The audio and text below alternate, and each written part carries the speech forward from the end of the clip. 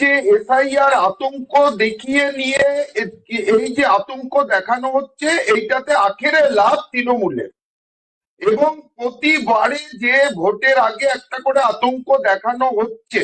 আপনারা দেখুন 2019-এর পর থেকে বিজেপির ভোট মানে সিট যদি দেখেন, ভোট পার্সেন্টেজ দেখেন যেভাবে কমে যাচ্ছে, তার কারণ হচ্ছে আতঙ্কের রাজনীতি, ভয়ের রাজনীতি।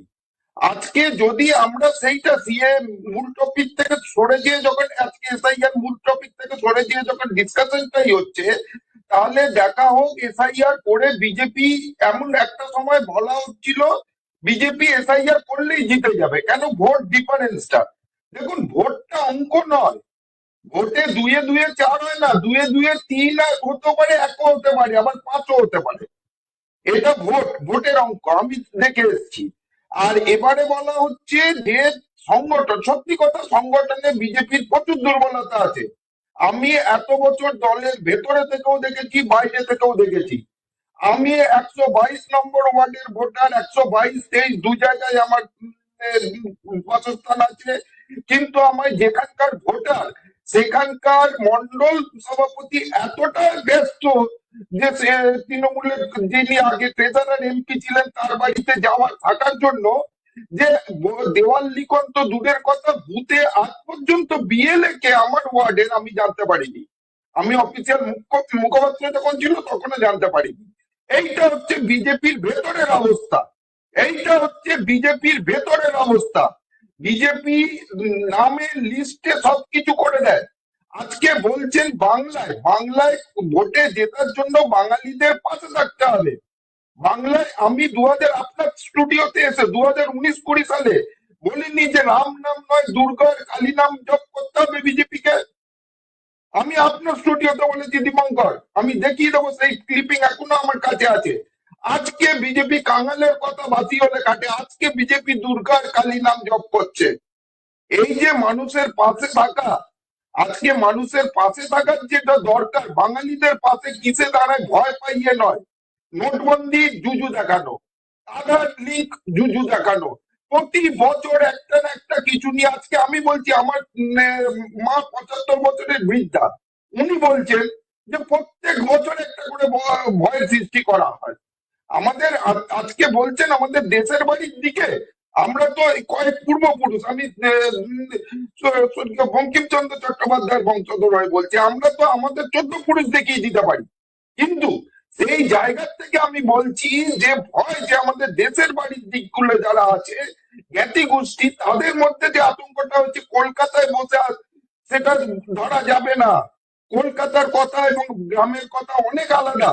এই আতঙ্কটা যে বিজেপি ধরিয়েছে, এবং আমি বলে দিচ্ছি রাষ্ট্রপতি শাসন, সন্দীপা ম্যাডাম বক্তব্য বললেন, আমি তো বলবো রাষ্ট্রপতি শাসন 2021 নির্বাচনের পরে যখন ম্যাসিভ হিন্দুদের ওপর অত্যাচার হয়েছিল, আরেকটা হিন্দুদের ওপর কিলিং হয়েছিল, ধর্ষণ, খুন, এগুলো হিন্দু দেখে দেখে খুন হয়েছিল। ন্যাশনাল টিভিতে পর্যন্ত প্রতিবেদন আছে, ন্যাশনাল টিভিতে। আমিও নবভারত টাইমসে গিয়ে বলেছি, এবং যে প্রতীক ভান্ডারী বলেছেন আজকে বিজেপি ন্যাশনাল স্পোক্স পার্সন।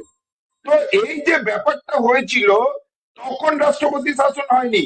আমি বলে দিচ্ছি, আমি খুব দুঃখের সঙ্গে বলছি, আমার এটা বলতে মোটেই আনন্দ লাগছে না। আমি মোদিজির 100% সমর্থক, ওনাকে দেশের মামলায়, ভারতকে ওপরে নিয়ে যাওয়ার মামলায়।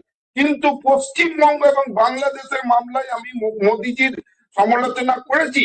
কেন? আমি জানি মোদিজি যতদিন দিল্লিতে ক্ষমতায় থাকবেন, ততদিন মমতা ব্যানার্জি বা ব্যানার্জি পরিবারের কেউ থাকবে। ব্যানার্জি পরিবারের বিরুদ্ধে বললে এখানে বিজেপি থেকেই আমার মার খেতে হয়েছিল, এবং বিজেপি সেই হুমকিটা পালন করে। আজকে যদি ডিয়ার লটারির বিরুদ্ধে বলি, বিজেপির কর্মীদের রাগ হয়, বিজেপি মিডিয়া সেলের রাগ হয়। কারণ এবারে বুঝে নিন, আজকে ডিয়ার লটারির পয়সায় অনেক কিছু হয়ে যাচ্ছে। কেন ডিয়ার লটারি নিয়ে আজকে আর আন্দোলন করছে না? এবারে বলছেন যে বক্তুই, অতজন 150 জন 200 জন যে হিন্দুদের ওপর অত্যাচার হলো, একটা স্টেপ হলো? কোন স্টেপ হয়নি।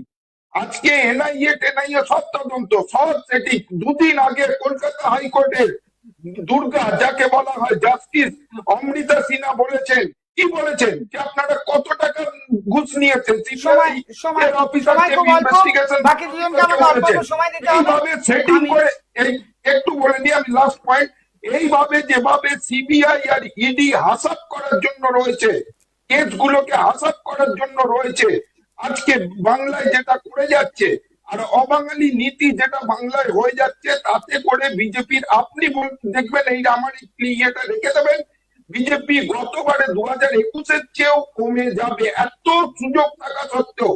কারণ সংগঠন আর এই ভুল নীতি এবং যোগ্য ব্যক্তিদের বিজেপিতে স্থান দেওয়া হয় না, বেশ অযোগ্যদের বেশ বসানো হয়। যোগ্য ব্যক্তি বিজেপিতে পর্যালোচনা স্থান করেন। পায়নি।